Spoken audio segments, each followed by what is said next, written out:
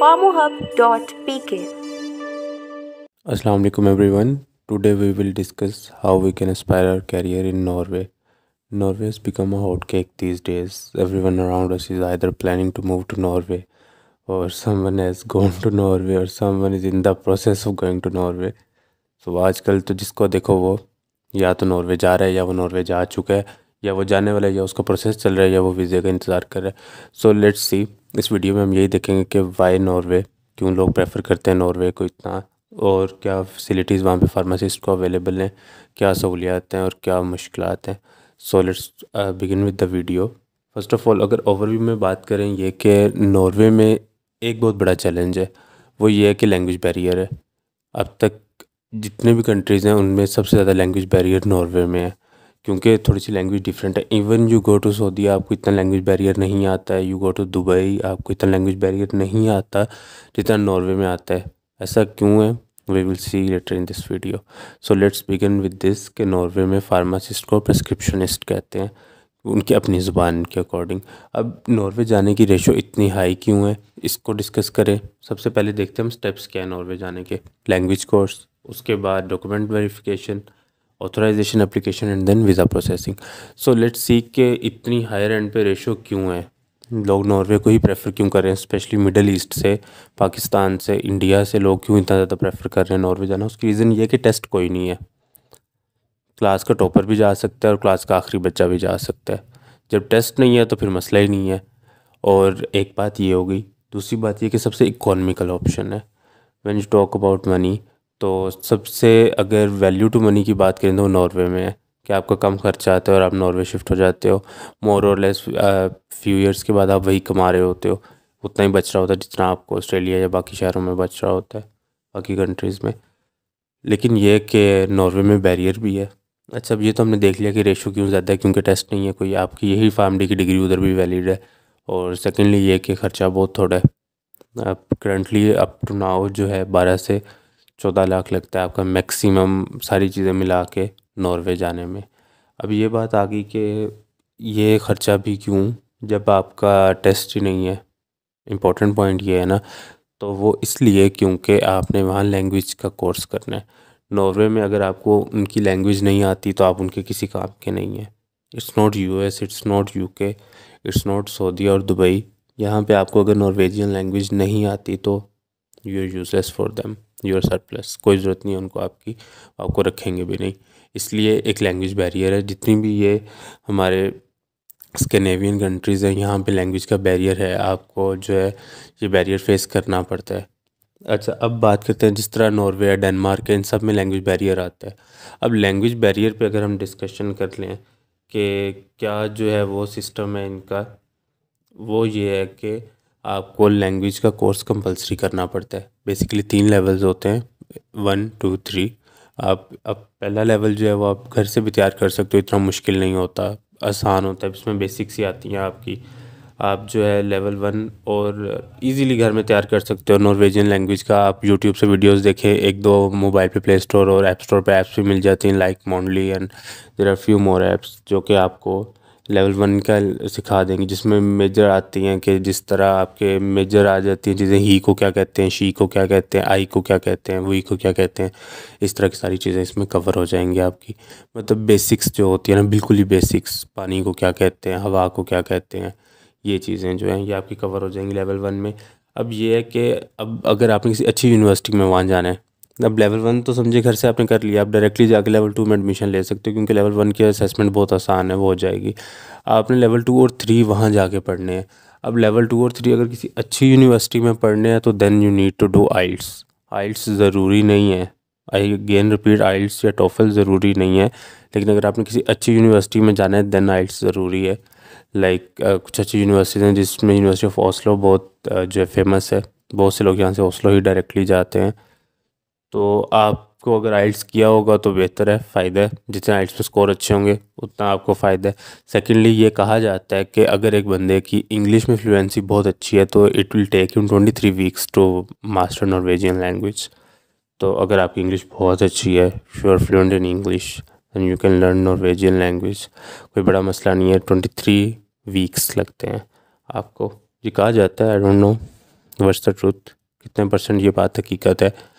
कुछ लोगों को लैंग्वेज में इतना बैरियर आता है कि वो क्लियर नहीं कर पाते, लैंग्वेज ही क्लियर नहीं कर पाते, then ultimately they have to come back to Pakistan. उनके पास कोई वहाँ रहने की ऑप्शन नहीं होती। क्यों? क्योंकि नॉर्वे में आपकी जब लैंग्वेज क्लियर हो जाती है तो एक इजी ओपन बुक टेस्ट होता है फार्मेसी का, वो लॉ के रिलेटेड होता है, कोई मुश्किल काम नहीं है, वो आप दे लेते हो, आपको डिग्री मिल जाएगी, डिग्री कह रहा हूँ लाइसेंस मिल जाएगा वहाँ फार्मेसी का, आप वहाँ के प्रिस्क्रिप्शनिस्ट हो गए और आपको कोई मसला नहीं होगा, वहाँ का परमानेंट लाइसेंस भी मिल जाएगा और परमानेंट रेजिडेंस भी मिल जाएगी, बेस्ड कि आपने लैंग्वेज क्लियर कर ली हो। लैंग्वेज इतनी इंपॉर्टेंट है।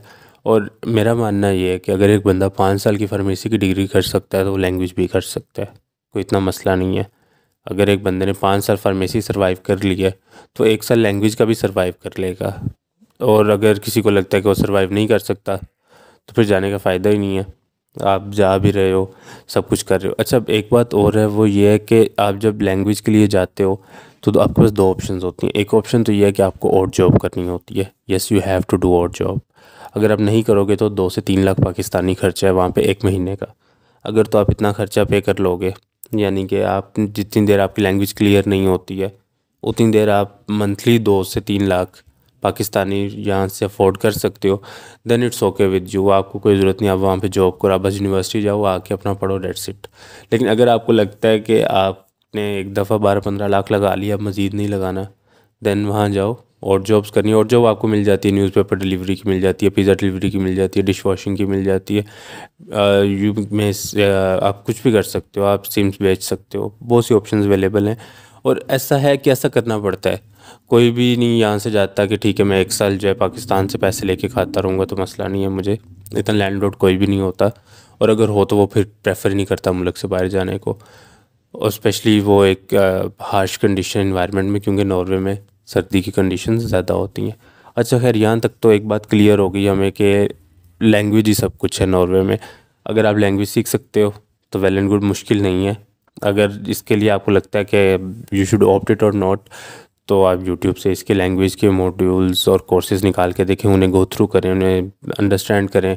अगर तो आपकी समझ में आती है तो बात ठीक है, अगर नहीं आती तो भी ठीक है, आखिरी ऑप्शन नहीं है दुनिया की। लेकिन yes, it's a very wonderful option, क्योंकि जो फैसिलिटीज़ वहाँ पे आपको मिलती हैं, लाइक एजुकेशन फ्री है वहाँ पे आपकी, और हेल्थ फैसिलिटीज़ फ्री हैं। अगर कल को आप अपनी फैमिली को लेके वहाँ जाते हो, इनिशियली तो आप नहीं फैमिली को ले सकते, तकरीबन 1.5-2 साल तक आपको खुद ही सर्वाइव करना है। उसके बाद अगर आप अपनी फैमिली भी ले जाते हो साथ, तो आपके लिए बहुत आइडियल कंडीशंस हैं। कोई बच्चों की स्कूल फ़ीस नहीं है, कोई जो है उनकी हॉस्पिटलाइजेशन फ़ी नहीं है, किसी किस्म की नहीं है। आप एक अच्छा हैंडसम पैकेज अर्न कर रहे हो, टैक्सेस ज़्यादा हैं लेकिन अर्न भी तो आप अच्छा कर रहे हो, आपका लाइफस्टाइल बेहतर है, कोई इमीडिएट आपकी ज़रूरत रह नहीं जाती। सो बात यहाँ पे आती है कि लैंग्वेज ज़रूरी है। आपने अब लैंग्वेज कर ली, अब आगे का क्या स्टेप है? अगला स्टेप बड़ा सिंपल सा है, वो ये है कि आपने अपने डॉक्यूमेंट्स वेरीफाई करवाने हैं। डॉक्यूमेंट्स वेरीफाई जो आपने करवाने हैं वो HEC से टेस्ट होंगे और आपकी जो है यूनिवर्सिटी वहाँ से टेस्ट होंगे। ये डॉक्यूमेंट्स अटेस्ट करवाने ज़रूरी हैं, इनके बगैर काम नहीं चलेगा। आपकी कौंसल, HEC, ये जो अदारे हैं ये आपके डॉक्यूमेंट्स को वेरीफाई करेंगे, अटेस्ट करेंगे, फिर जो है आपके ये डॉक्यूमेंट्स सबमिट होंगे। आपने ये जो डॉक्यूमेंट्स मैंने मेंशन किए हुए हैं यहाँ पे, जिसमें पासपोर्ट आता है, डिग्री आती है फार्म डी की, DMC आती है जिसको डिटेल्ड मार्कशीट कहते हैं, उसके अलावा ट्रांसक्रिप्ट, वही एक ही चीज़ है DMC। और फार्म डी का सिलेबस ये इंपॉर्टेंट है। अगर आपने 2015 से 20 वाला बैच है आपका, अगर 2010 से 15 वाला है, 2016 से 21 वाला है, 17 से 22 वाला है, 18 से ऑनवर्ड कौन सा होगा, 23 वाला, राइट, 18 से 23 वाला है, तो आपको अपने फार्म डी का सिलेबस, वैसे तो पाकिस्तान में बड़े लंबे अरसे से नहीं बदला हुआ सिलेबस, पिछले 10 साल से यही है, लेकिन still you have to attach. कोई पता नहीं होता, आज बदल जाए कल बदल जाए, होश आ जाए इनको, कुछ नहीं कह, इस बारे में हम कुछ नहीं कह सकते कब बदल जाए। यहाँ पे सब कुछ 11th आवर पे ही होता है। So keeping it aside, important point is कि you have to put your syllabus with you. उसके बाद ये है कि आपका लाइसेंस और कैटेगरी, ये एक स्टेप इंपॉर्टेंट है। यहाँ पे टाइम लगता है कि आपकी जब तक कैटेगरी नहीं आती, लाइसेंस नहीं आ जाता फार्मेसी काउंसिल से, लाइक फार्मेसी काउंसिल का कोई दीन ईमान नहीं है, इनका आज सेक्रेटरी नहीं है तो ये आपको 6 महीने अगले कैटेगरी नहीं देंगे। सो हमारी फार्मेसी काउंसिल, कुछ नहीं कहा जा सकता वो कब कैसे, उनका जो है ना सारा मैनुअल सिस्टम है, कुछ नहीं पता उन्हें। सो आपको यहाँ पे मगजमारी करनी पड़ेगी, खपना पड़ेगा उनके साथ। अपना लाइसेंस जल्दी लेने के लिए। कभी उनका सेक्रेटरी नहीं होता, कभी रजिस्ट्रार नहीं होता, कभी आपकी फ़ाइल घुमा देते हैं, फिर खुद ही फ़ाइल मिल जाती है, फिर कोई अंदर से डॉक्यूमेंट गुम हो जाता है। सो मेरा तो कोई अच्छा एक्सपीरियंस नहीं है और 90% लोगों का अच्छा एक्सपीरियंस नहीं होता फार्मेसी काउंसिल के साथ।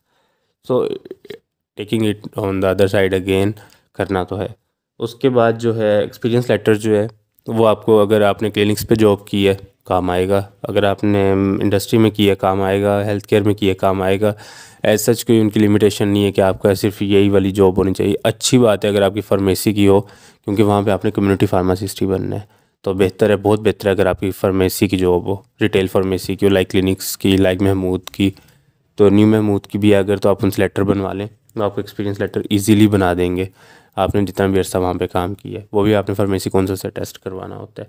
उसके बाद रिकमेंडेशन लेटर है, ये अपने एक दो टीचर्स यूनिवर्सिटी के, एक दो प्रोफेसर्स जो कि आपको लगता है कि आपको जानते हैं और जो कि आपको लगता है कि काबिल लाइक प्रोफेसर्स हैं, उनसे आप जो है रिकमेंडेशन लेटर्स ले लेंगे। वैसे आपको डीन और प्रिंसिपल भी बना देंगे, इतना बड़ा मसला। रिकमेंडेशन लेटर्स आपको मिल जाते हैं यूनिवर्सिटी से। अगर यूनिवर्सिटी से नहीं मिल रहे हैं तो आप अपने कुलीग्स के भी ले सकते हैं जहाँ पे भी आप काम कर रहे हैं। तो इट्स नॉट सो इम्पोर्टेंट कि आपने सिर्फ यूनिवर्सिटी से ही लेना है। अच्छी बात है आपके प्रोफेसर्स आपको जानते होते हैं तो आपको अच्छा सा रिकमेंडेशन लेटर दे देंगे, थोड़ा गवर्नमेंट बॉडी का हो जाएगा तो बात ज़्यादा अच्छी हो जाती है। अदरवाइज इतना मसला नहीं है। अब letter of good standing by pharmacy council ये भी मिल जाता है, इसमें भी कोई बड़ा मसला नहीं है। गुड स्टैंडिंग का letter pharmacy council easily issue कर देती है, हर एक को कर देती है। ये डॉक्यूमेंट्स आपके पूरे हो गए।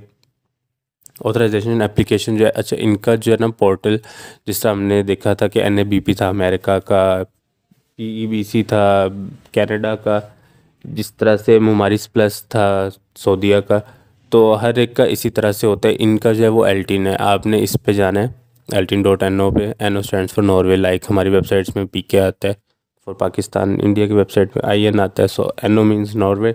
अब इनकी वेबसाइट पे जाएंगे तो नॉर्वेजियन लैंग्वेज में होगी, तो गूगल क्रोम पे ऑप्शन आ रहा होता है कि आपने लैंग्वेज को ट्रांसलेट करना है इनटू इंग्लिश, तो आप इंग्लिश में ट्रांसलेट कर लें ताकि आपके लिए आसानी हो।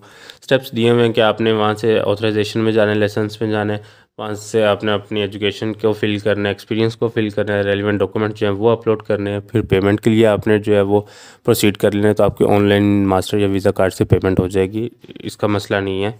उसके बाद जो है जब आपने फ़ी पे कर दी तो आपको जो है वो सक्सेसफुल, अगर आपकी एप्लीकेशन हुई, आपके सारे डॉक्यूमेंट्स वेरीफाई हो गए, सब कुछ हो गया, तो आपको ईमेल भी आ जाएगी और बाय पोस्ट भी आ जाएगी, आपकी लाइसेंस आ जाएगा डायरेक्टरेट ऑफ हेल्थ नॉर्वे की तरफ से, आपका वो लाइसेंस वैलिड होगा। अब आ गई आगे बात वीज़े की, जो कि मेन बात है। यहाँ तक हमने देख लिया कि लैंग्वेज भी ज़रूरी है, आइल्स भी ज़रूरी है, अच्छी यूनिवर्सिटी में अगर जाना है। उसके अलावा क्या ज़रूरी है कि डॉक्यूमेंट्स वेरीफाई करवा लिए, अप्लाई भी कर दिया, सब कुछ हो गया। अब जो है वो वीज़ा प्रोसेसिंग ज़रूरी है। वीज़ा प्रोसेसिंग से पहले नॉर्वे में दो शर्तें हैं, उसके बगैर आपको वीज़ा नहीं मिलता। पहली तो ये है कि आपने लैंग्वेज में एडमिशन लिया हो, किसी न किसी यूनिवर्सिटी में आपने लैंग्वेज में एडमिशन लिया हो। और दूसरी जो शर्त है वो उनकी ये है कि आपने वहाँ जहाँ रहना है वहाँ का कॉन्ट्रैक्ट हो आपके पास।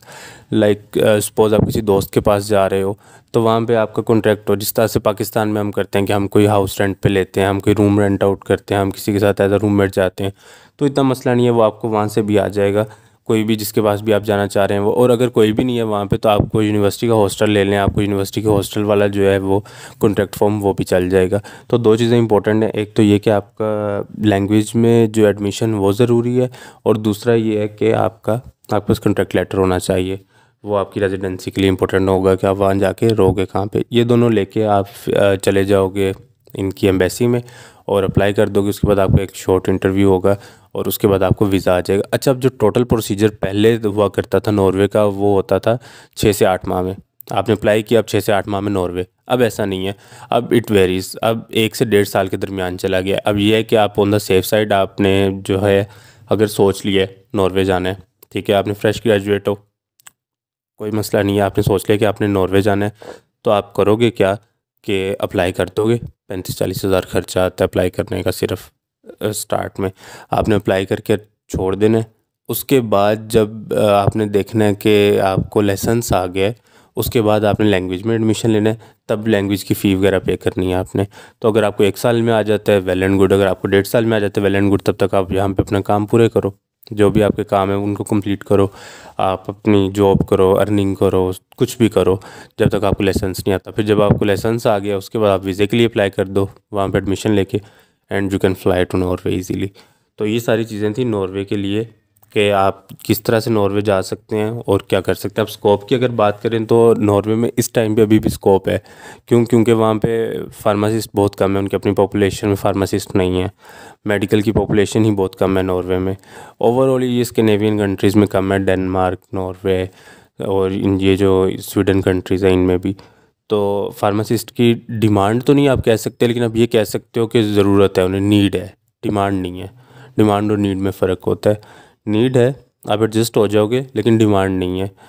तो अगर बात करें नॉर्वे की तो आपको ज़्यादातर opportunities as a community pharmacist ही मिलती हैं। जैसे कि मैंने पहले कहा कि फार्मासिस्ट को वो प्रिस्क्रिप्शनिस्ट कहते हैं।